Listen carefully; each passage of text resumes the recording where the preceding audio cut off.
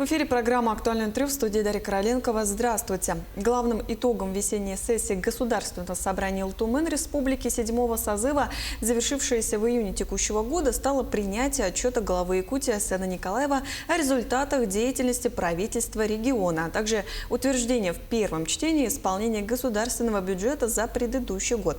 Какие ключевые законопроекты приняты, как они повлияют на развитие Якутии, мы сегодня поговорим. Наш гость студии Юрий Николаев, заместитель председателя Госсобрания ЛТУМЭН Республики, председатель комитета по бюджету, финансам, налоговой и ценовой политике, вопросам собственности и приватизации. Юрий Михайлович, здравствуйте. Здравствуйте, Дарья.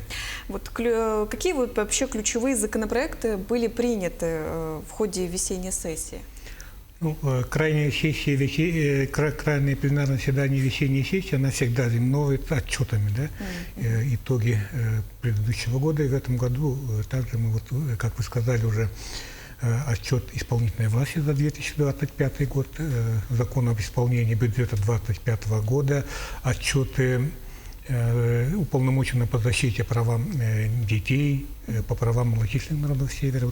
Такие основные отчеты мы принимаем именно крайней пленарной заседания весенней сессии. То, что касается нашего бюджетного комитета, конечно же, очень много вопросов, и в том числе отчет по исполнению бюджета 2025 года.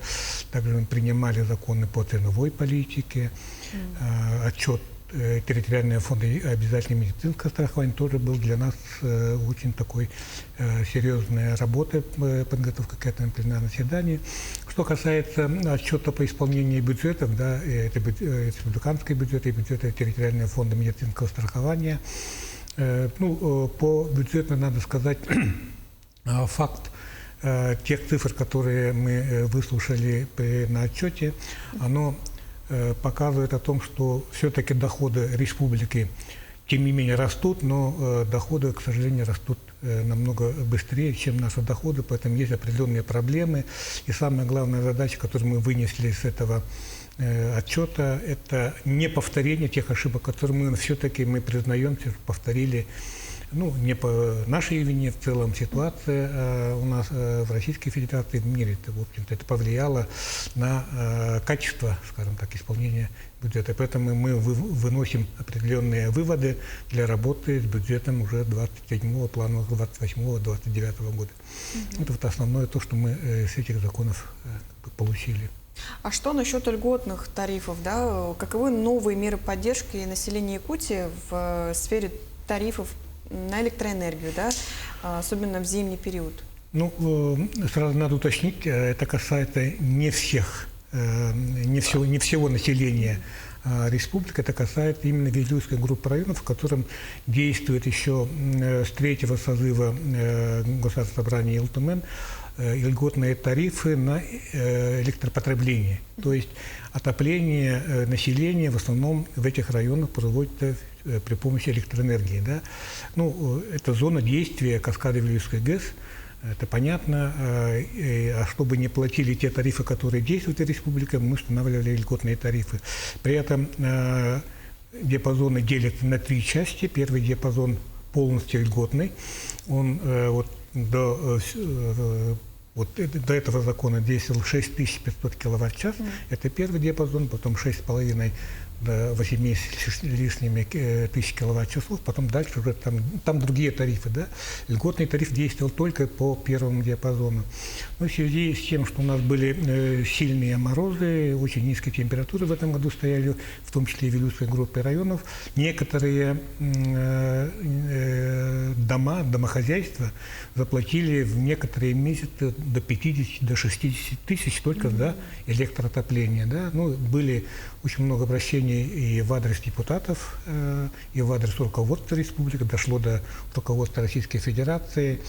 Была создана рабочая комиссия, которая выезжала в Вилюйские районы, прямо ходили по домохозяйствам, опрашивали, рассматривали, делали аналитику. И мы делали выездное заседание уже в Нюрбе, в марте месяце, где было принято решение расширить диапазон, первый диапазон до 7020, это самое как бы большое предельное увеличение, которое разрешено нам федеральными законами. И самое вот главное, мы приняли по второму диапазону в самые холодные месяцы, это ноябрь, декабрь, январь, февраль, распространить тоже льготные тарифы. Мы думаем, это вот уже покажет, этой зимой уже покажет, насколько эти решения были приняты. Мы уверены, что для населения это будет очень большое послабление, там, да, уменьшение тех расходов, которые они несли в 2025 году. Ну, надо сказать, что за 2026 год, то есть за январь-февраль, если вот эти диапазоны были превышены, тарифы будут применяться уже, которые вот сейчас мы приняли в этом законе, будут перерасчеты в сторону уменьшения затрат. Поэтому я считаю, это очень нужный для Вилюйской группы районов закон, который был принят в первую очередь именно по настоянию, по обращению самого населения. А что вот насчет налоговой политики? Вот какие изменения были внесены именно вот в закон о налоговой политике самой республики, да, касающиеся продления сроков действия налоговых льгот для участников СВО? Ну, во-первых, в 2025 году были приняты изменения в налоговый кодекс Российской Федерации, в котором тоже приняли примерно те льготы, которые у нас действовали в республике по транспортному налогу. Но в связи с тем, что нельзя дублировать, там, да, мы со своего закона вот, по героям Советского Союза, по героям Российской Федерации, полным кавалерам орденов славы, мы эти льготы у себя сняли, она действует, как бы, ну, федеральные льготы действуют, да, на одну единицу транспортной, да. Но у нас было принято по участникам СВО на все виды транспорта была льгота, поэтому мы эту льготу на налоговый период 2025 года сохранили. Это тоже, в общем-то, мы правильно, я думаю, правильное решение приняли. Юрий Михайлович, а какие планы у Илтумэн на следующую именно сессию? Какие приоритетные направления будут озвучены? Ну, как председатель бюджетного комитета, конечно же, я и переживаю вот следующей осенней сессии. Ну, уже сейчас, в летнее время, начинается подготовка к принятию закона о бюджете 27-го плана 27-29 года. В первую очередь, я вот уже говорил о том, что мы должны вынести правильные выводы из исполнения бюджета 2025 года, ну, по отношению к 2026 году. Да, поэтому нам предстоит очень большая работа. Ну, во-первых, мы договорились, ну, не договорились, а мы настаиваем на том, что правительство, чтобы мы 26 год все-таки внесли корректировку бюджета на 26 год. Мы в 25 году, к сожалению, ни одной корректировки бюджета не делали, поэтому со стороны народных депутатов очень много было вопросов. То есть в течение года правительство на основании бюджетного кодекса Российской Федерации, закона о бюджете, они принимали определенные передвижки внутри бюджета, которые депутаты, ну, не все понимают, не все воспринимают, скажем так, да. Поэтому мы в 2026 году очень обязаны делать корректировку. Ну, естественно, должны принять закон бюджета 2027 года. Ну, я думаю, очень много вот именно касаемо бюджета. Мы сегодня приняли новый закон о местном самоуправлении, хотя сроки принятия решений вот по законам, которые касаются именно местного самоуправления, да, особенно это бюджетные законы, да, нормативы распределения, это все перешло на более дальний срок, но тем не менее мы будем сейчас отрабатывать муниципалитетами, ну, во-первых, какие у них полномочия останутся, там, да, как они будут финансироваться. Вот это, наверное, наши основные направления работы, которые будут ждать нас уже вот конец 2026 года и 2027 год. Давайте немножечко перейдем на фестиваль. На днях вот вы представили делегацию Якутии на 13-м форуме регионов Беларуси и России. Вот каковы основные цели форума? Можете рассказать, пожалуйста? И как они связаны с экономическим развитием двух стран, так скажем? Это, в принципе, очень...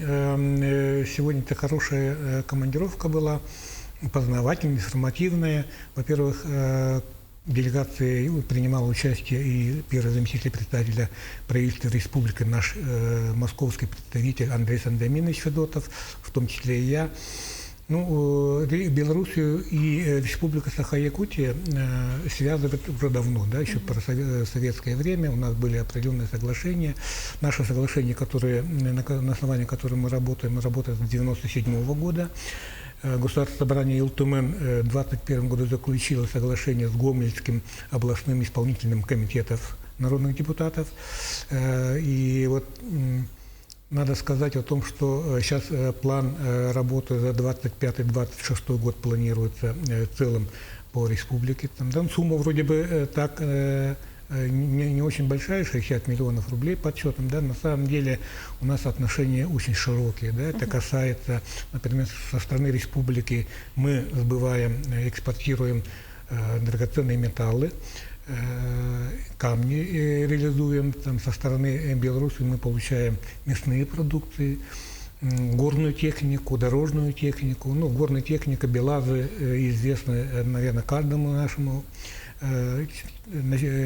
представителю республики. Да? МАЗы, БелАЗы и дорожная техника, Дорэльтратемаша. Кстати, мы были и в БелАЗе были, вот там, да, и они говорят о том, что их БелАЗ и белорусские адаптированы под суровые условия и республики. У нас компания «Алроса» широко пользуется этой техникой. У нас угольщики очень хорошо используют там, да. Ну, то, что касается железной дороги, очень интересно, вот в 2025 году было принято решение, соглашение между железной дорогой нашей республики и железной дорогой Белоруссии. Да? Ну, тут сказать бы, какие тут связи. Да? И как раз при помощи вот этой связи у нас поставки, которые приходят прямо в Нижний Бесчах с Белоруссии, вот загрузили Белоруссию, и она, не перетариваясь, приходит. Это касается и фруктов, и овощей, и мясной продукции. Буквально в течение 10 дней эта продукты, отгруженные в Минске, в Гомеле, приходят прямо вот в прилавки наших магазинов. Это очень здорово, так должно быть. Ну, спортивные связи у нас давно есть, да. У нас наши борцы представляют Белоруссию, там, да, и чемпионаты мира, Олимпийские игры. И участвуют наши спортсмены через Беларусь. Да? Ну, культурные связи, это понятно. Да? То, что касается парламента, мы уже, вот я встречался с председателем Гомельского волсполкома Екатериной Анатольевной Зинкевич. Мы договорились, что в следующем году делегация их приедет к нам. У них есть вопросы, кстати, по местному самоуправлению, как у нас вводится вот местное самоуправление. Поэтому мы встречались там с нашими коллегами из других регионов. Да? Это вот форум называется форум не России и Беларуси, да? Форум и регионов России и Беларуси. Да? То есть практически все регионы Российской Федерации были представлены. И со стороны Беларуси, естественно, тоже очень много регионов. У нас очень много побратимов, да, по Российской Федерации. Ну, самый главный вывод я сделал для себя. Вот Беларусь вроде близко ему как бы кооперироваться с центральными регионами, но они абсолютно говорят, там, да, вот наш Дальний Восток нас тоже интересует, и наши связи очень дороги, и каждым разом эти связи будут увеличиваться. И наша продукция и их продукция у нас. И, кстати, вот БелАЗы и автомобильный транспорт другой, который они выпускают, там участвуют и российские предприятия. Там, то есть кооперация сейчас растет и растет. Каждым годом товарооборот между Беларусью и Российской Федерацией по всем отчетам она очень сильно увеличивается. Поэтому я думаю, эти связи нельзя терять, наоборот, надо их усиливать, обмениваться делегацией, обмениваться информациями. Вот я говорю, бизнес очень заинтересован в взаимодействии, поэтому для меня это была очень такая познавательная, информативная командировка. Ну, надеемся, будет увеличиваться. Юрий Михайлович, спасибо, что сегодня к нам пришли. Спасибо вам, до свидания. Спасибо, что пригласили. Это была программа «Актуальное интервью». До встречи в эфире.